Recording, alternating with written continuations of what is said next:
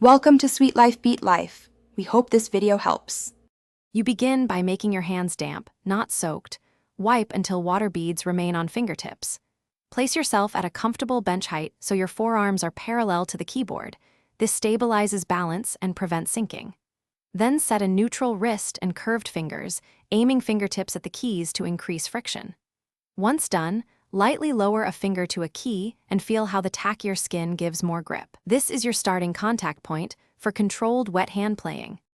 You now develop control by practicing short articulation. Play staccato scales at a steady 60 to 80 beats per minute to sense how damp fingertips cling to ivory. Make each attack deliberate. Use forearm rotation for dynamics so you don't rely on wrist bending that raises slip risk. Alternate between wet and dry blocks of 5 to 10 minutes to train tactile memory and calibrate finger pressure. As you continue, focus on the subtle balance between grip and relaxation so tone stays even. You finish a wet hand session by carefully drying hands between pieces with a microfiber cloth so moisture isn't transferred to keys.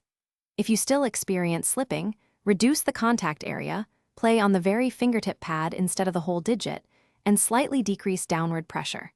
Make sure to wipe keys after practice to avoid residue buildup. If problems continue, use 1 to 2 light shakes of powdered rosin or chalk as a last resort. Make sure to clean keys afterward to protect the instrument. Thanks for watching. Consider subscribing if we helped you.